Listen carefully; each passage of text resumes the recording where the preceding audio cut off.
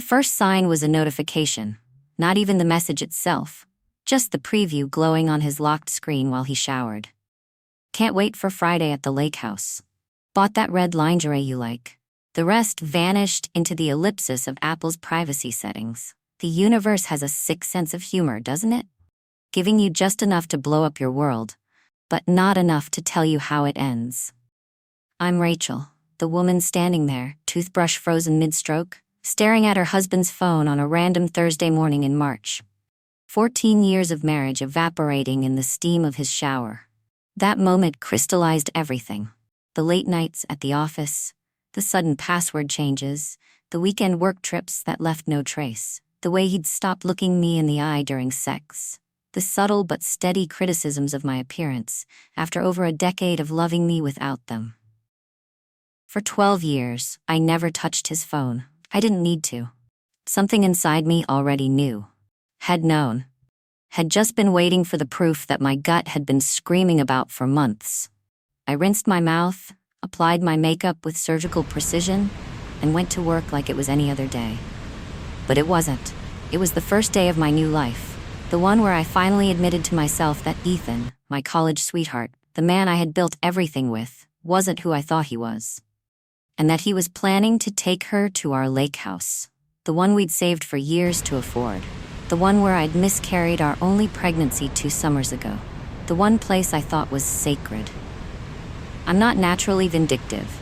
I'm a financial strategist. I solve problems with data, patterns, outcomes. So that night, while Ethan snored next to me, I used his thumb to unlock his phone. Risky, but he sleeps like the dead after his Thursday racquetball and a few glasses of Cabernet. What I found wasn't just an affair. It was an entire second life. Her name was Camila, not some young temp, but a married medical supply executive, same age as Ethan, 42. They'd been seeing each other for 8 months. I scrolled through texts. Hundreds. Thousands of tiny betrayals. Your wife doesn't understand you like I do, she'd written. A line so cliché it might have been funny if it wasn't cleaving my life in two. Luca's out of town this weekend. Lake house? A message from just 2 weeks ago. Luca, her husband. Something shifted in me then. Not just pain, not just fury. Purpose. Cold, clear purpose. If Ethan and Camila wanted to play games, I could play too, but I would play better. Finding Luca wasn't difficult. LinkedIn, Instagram, a few strategic searches. He worked in sustainable architecture, handsome in that thoughtful, slightly rugged way. Did he know? Was he as oblivious as I had been? I wrote and deleted 17 different messages before finally sending one. This is Rachel Morgan. I believe your wife, Camila, and my husband, Ethan, are having an affair. If you'd like to talk, my number is below. 3 hours later, my phone rang.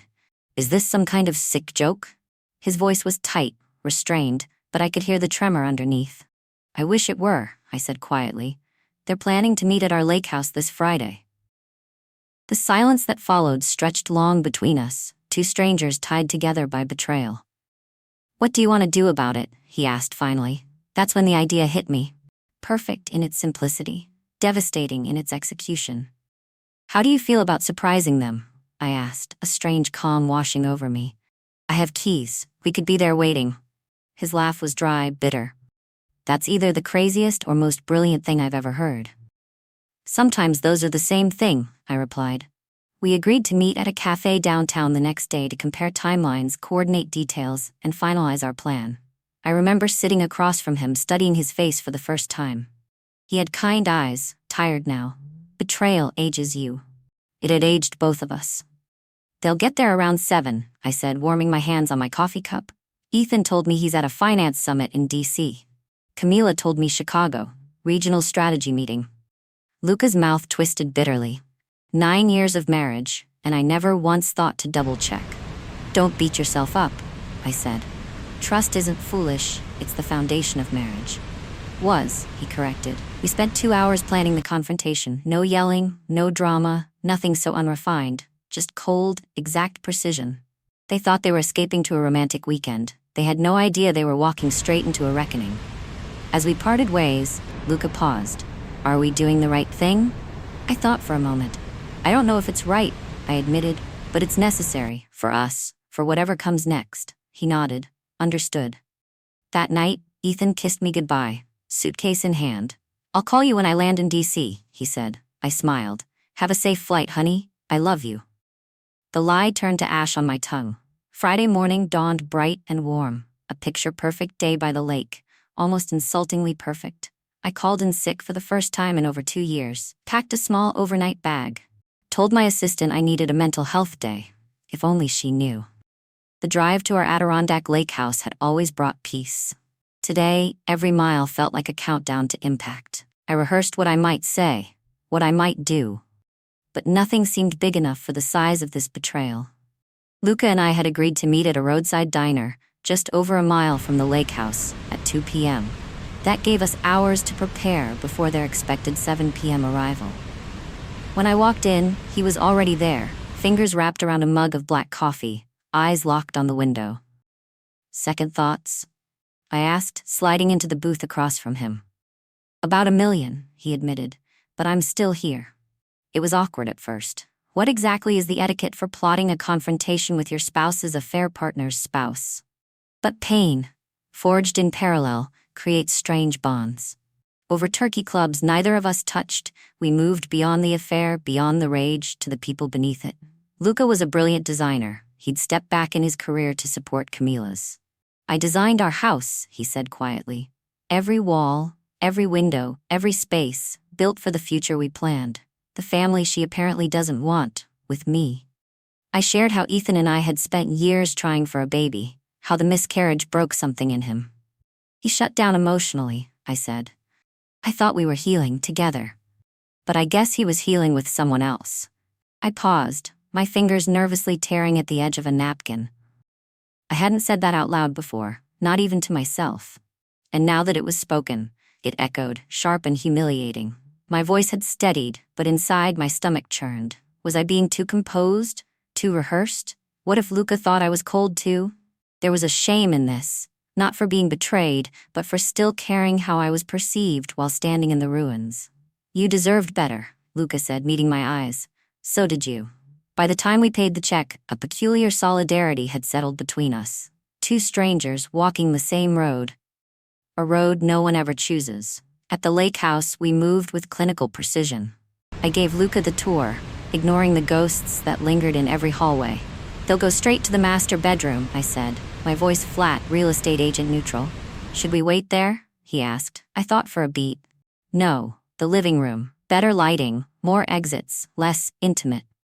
We arranged the space like stage directors. 2 chairs facing the entrance, a bottle of Ethan's favorite single malt on the coffee table. 4 glasses. Theatrical? Sure. But psychological warfare needs its props. While we waited, I stepped out onto the deck. The lake stretched endlessly ahead. Calm, indifferent. Nature doesn't care about human betrayals. Luca joined me, arms folded, gaze fixed on the horizon. His presence was unexpectedly comforting. "When did you first know?" he asked. "There were 1,000 signs," I said. Perfume on his shirt once, said it was from hugging a colleague goodbye. Late-night texts he angled away from me. But mostly, it was how he stopped seeing me. I mean, really seeing me. Luca nodded. "Camila started picking fights, making me the enemy. Distance makes it easier to justify betrayal." "The cheater's playbook," I said. He gave a hollow laugh. "Page 1. We stood there, side by side, trading quiet confessions as the sun began to lower in the sky. How Ethan and I met during our MBA, how Luca proposed to Camila in Venice, the lives we thought we were building. The future's now broken. "What will you do?" Luca asked. "Divorce?"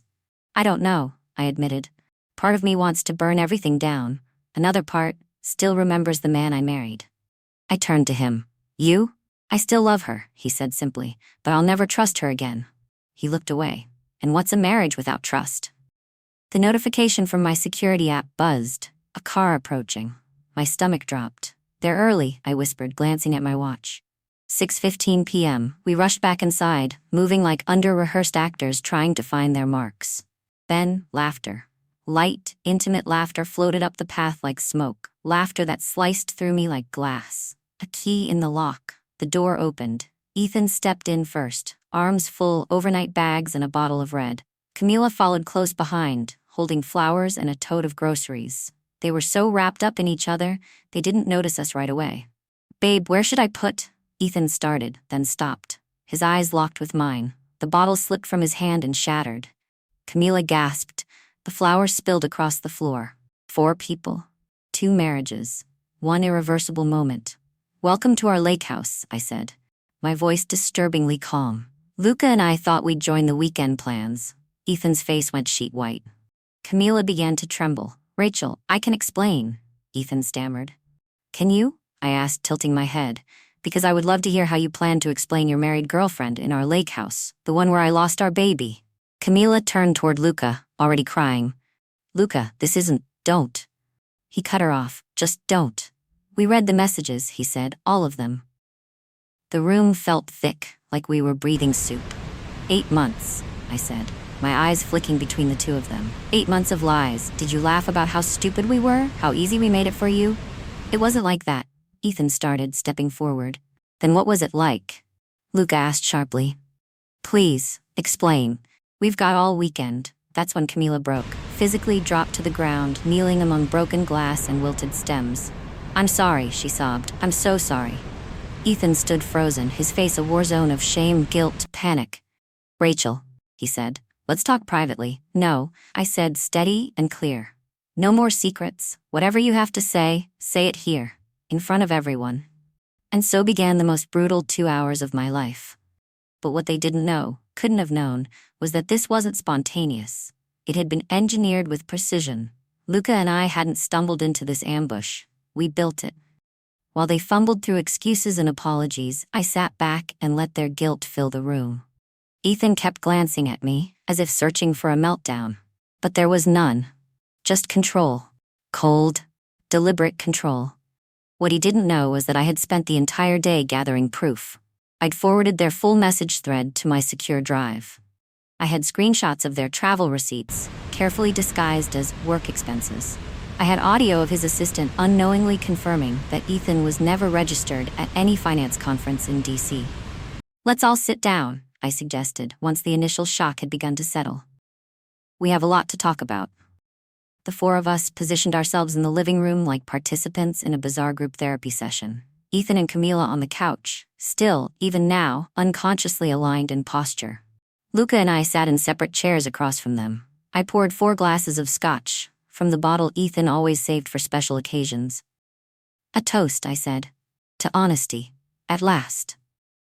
Ethan looked confused by my tone. He'd come expecting fire, and found ice instead. "How long have you known?" he asked, cautious. "Long enough," I replied. I didn't clarify that I'd only known for 36 hours. Let him think I'd been watching for weeks. Let him spiral over what else I might have uncovered.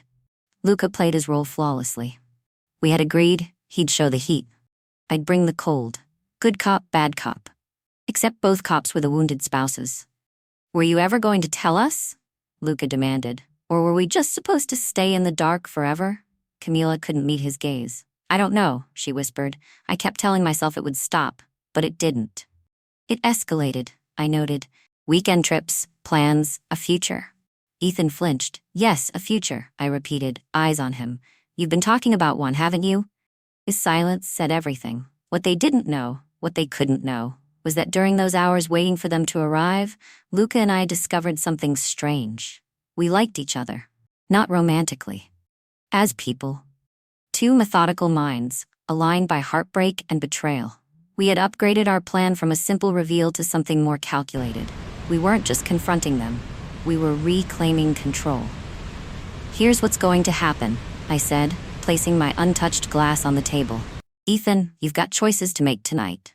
But before you do, you should see this." I reached into my tote and pulled out a folder.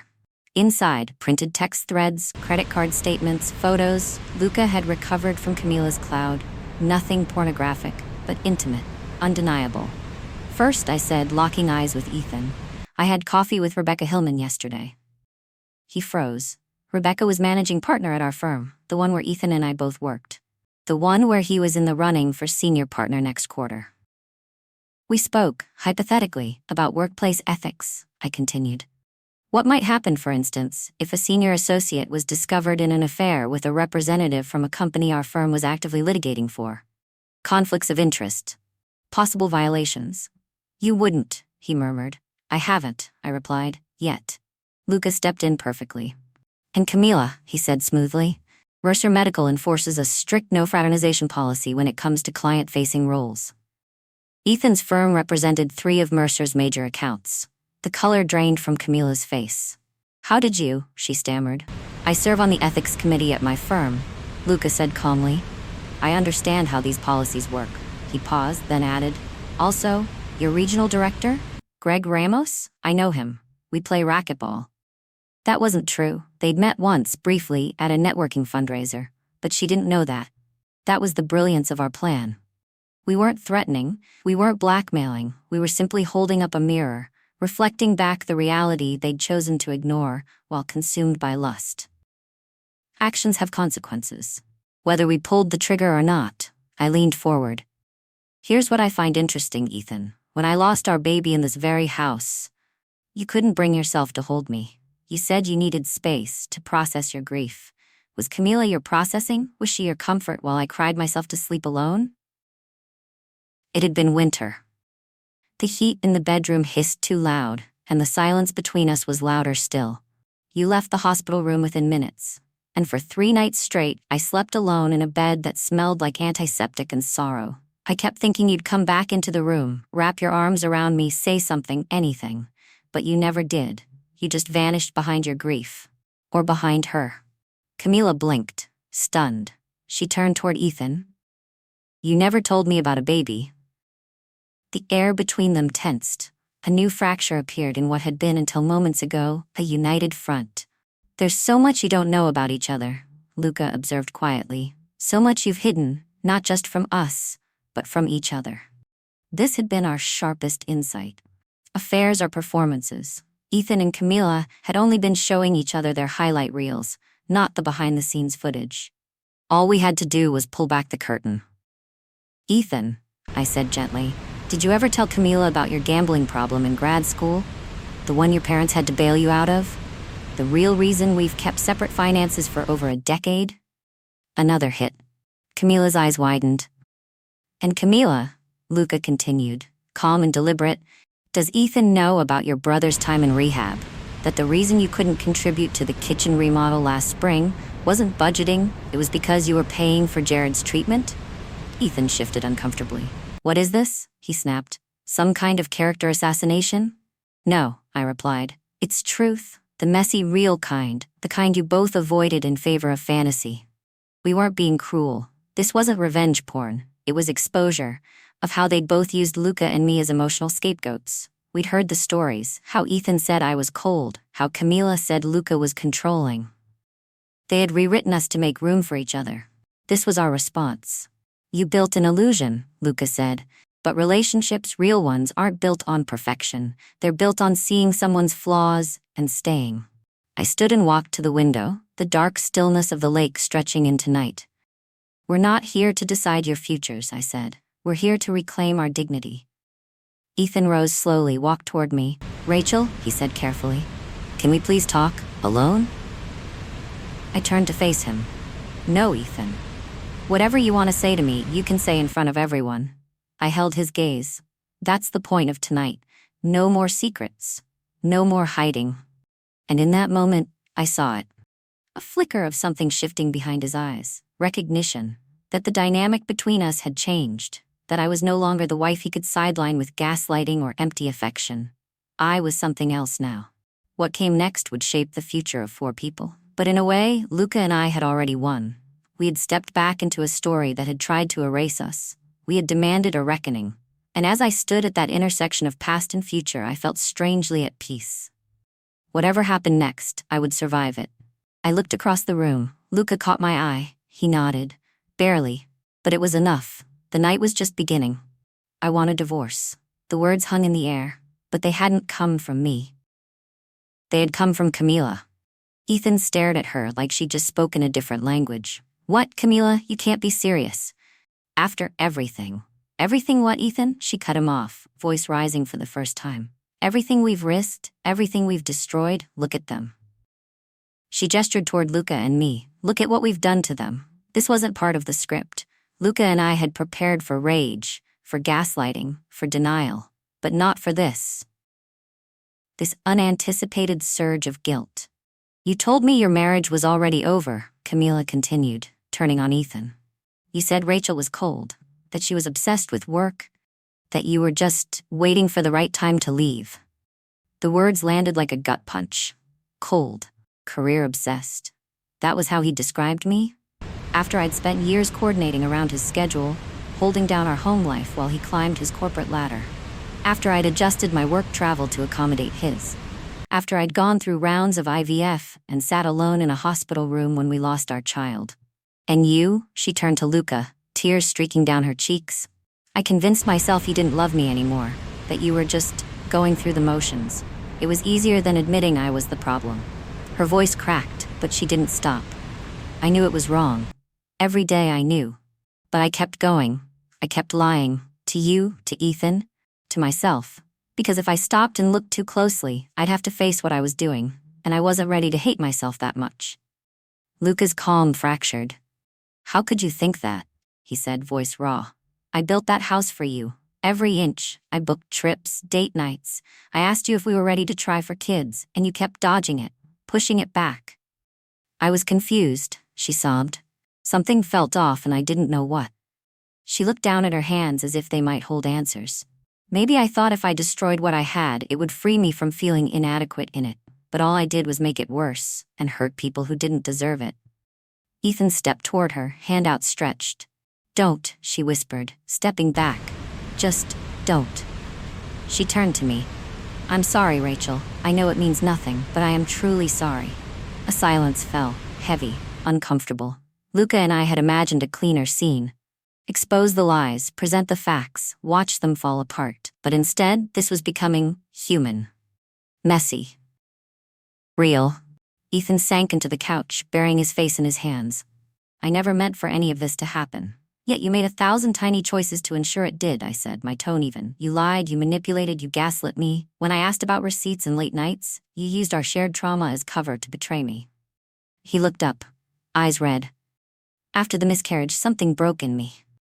I wasn't the husband you needed anymore. Camila was an escape. An escape, I echoed, while I was drowning. Luca crossed to the bar and poured himself another scotch. So what happens now? He asked quietly.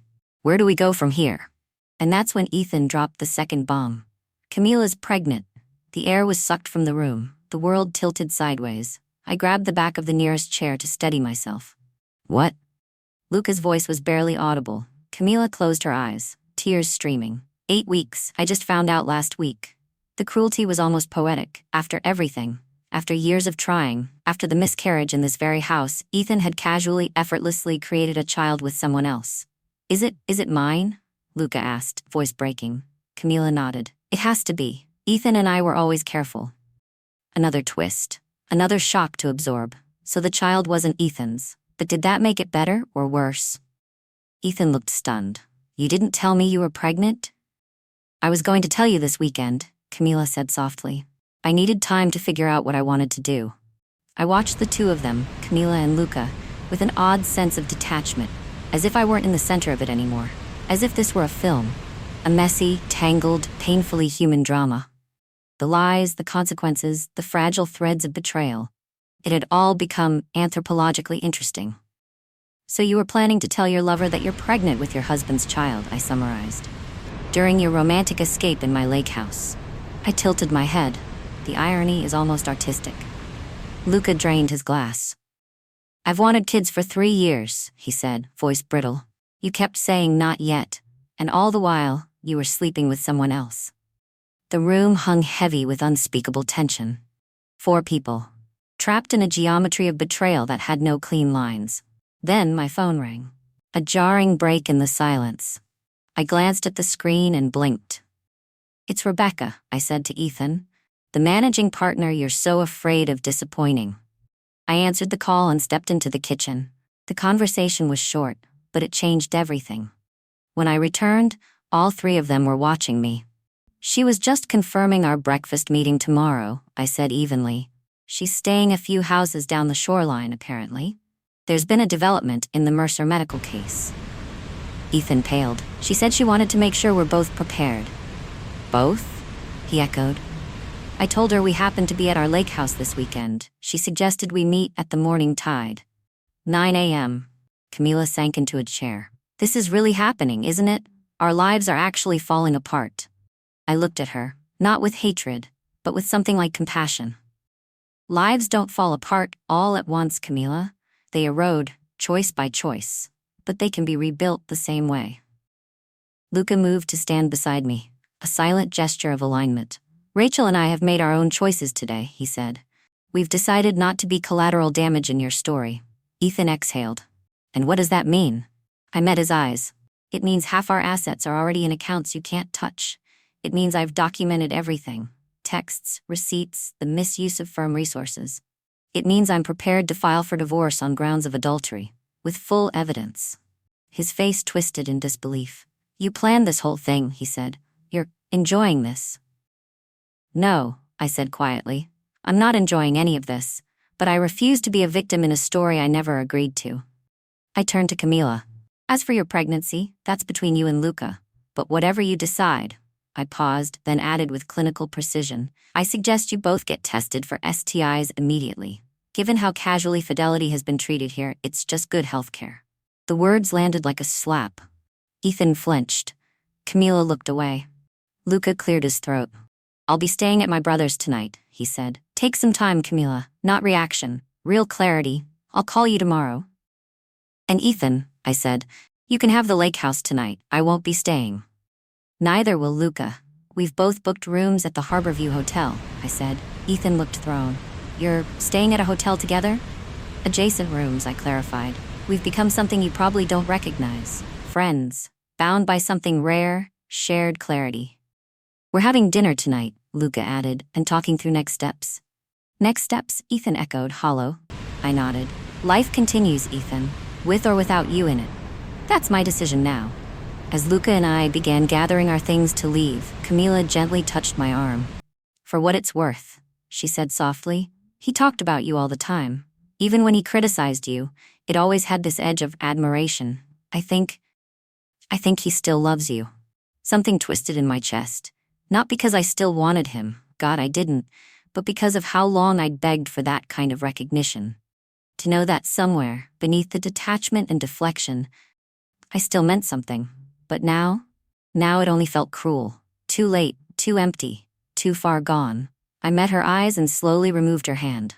That's the tragedy, isn't it? Love isn't enough. Trust, respect, honesty, those are the pillars. Without them, love is just a pretty house built on sand. We left them behind, Ethan and Camila, surrounded by the quiet wreckage of what they'd built. Luca and I walked side by side down the gravel path toward our cars, tapped the lake wind rustling through trees, waves whispering like some indifferent witness. Well, he said finally, that didn't go exactly as planned. I laughed, real, spontaneous. No, it certainly didn't. You okay? About the baby? He asked, his eyes scanning the shoreline. I paused longer than I meant to. The words didn't come easily, not because I was afraid to say them, but because I still didn't understand them. There was an ache somewhere deep and unspecific. A shadow of what could have been. It wasn't jealousy. It wasn't bitterness. Just a quiet mourning for something I once wanted so fiercely. And no longer had. I don't know, he said. Part of me is furious. Another part still wants the family we talked about. You don't have to decide tonight, I reminded him. He nodded. Neither do you, about Ethan. I smiled, grateful for the space, grateful for his understanding. We stopped beside our cars. Two strangers, tied together by an extraordinary collision. Dinner? He asked. Dinner, I agreed. I think we've earned it. 6 months can change everything. Or nothing at all. In my case, it changed almost everything. Ethan and I divorced, not with fireworks or screaming matches, no tabloid-worthy courtroom scenes. Once the truth had seen daylight, our marriage dissolved with quiet, clinical efficiency. The evidence I had gathered secured a settlement strongly in my favor. Ethan didn't fight it. Maybe guilt was punishment enough. He didn't lose his job, but he did lose the senior partner promotion. Disappointing, but not disqualifying, Rebecca told me over coffee. The firm's weathered worse. Still, I expected more from him. Camila and Luca's story took a different turn. After weeks of separation, individual counseling, and long, uncomfortable conversations, they chose to try again. Painfully. Honestly. The pregnancy became a complicated, fragile bridge back to one another. Their daughter was born last month. Luca sent me a photo. Just one. No caption except, "New beginnings are possible. Thank you for that night, for everything." As for Ethan and Camila, according to mutual friends, the affair ended immediately after that weekend. They rarely speak now, and when they do see each other at industry events, they look everywhere but at each other, because fantasy rarely survives the sharp light of reality. As for me, I sold my half of the lake house to Ethan. Some places carry too many ghosts. Instead, I bought a small stone cottage 2 hours north, tucked into the woods, perched on a quiet ridge overlooking Lake Champlain. It's wild, beautiful, and entirely mine. I've started dating again. Slowly, carefully. I've learned to notice the red flags I once brushed aside. I've learned that loneliness inside a marriage is far more devastating than solitude on your own terms. Luca and I still meet occasionally. Coffee, lunch, the occasional walk. Not romantically. We both knew trauma isn't a foundation for love. But from that shared rupture, something quieter and steadier bloomed. Friendship. Sometimes he brings his daughter, and when I hold her, this small sleeping miracle, I feel a swirl of things. Grief, gratitude, longing, but never resentment. She's innocent. A life that came from wreckage. Last week I ran into Ethan at a mutual friend's retirement party. It was the first time we'd spoken socially since the divorce was finalized. He looked older, dimmer somehow. "You look well," he said. His eyes searched my face, for regret, for pain. "I am well," I replied, and to my own surprise, it was true. "Rachel, I've wanted to say," he began. "You don't need to," I said gently. "We've both said everything that matters." He nodded, a quiet acceptance. "Are you seeing anyone?" he asked, then quickly backtracked. "Sorry, that's not my business anymore." "It's okay," I said. "Yes, I've been seeing someone for a few months. It's new, but good, simple, honest." Pain flickered across his face. "There and gone. I'm glad," he said. "You deserve that." As we said goodbye, he paused. "I've been in therapy," he told me, "trying to understand why I did what I did. It wasn't you, Rachel. It was never you." "I know," I said, and I did. Finally, his betrayal was not my reflection. It was his fracture. As I walked away, something lifted. Not anger, not sadness, weight. Some people enter our lives as permanent fixtures, others as brutal, necessary lessons. Ethan had shifted from one to the other. That night at the lake house rewrote 4 lives. It ended one chapter and started another. Now, standing in my little cottage, I watch sunlight pour through the tall windows that face east. Light floods in every morning, soft and full, illuminating every corner. No shadows, no lies, just clarity. Painful, radiant, real. And in that light I finally recognize myself.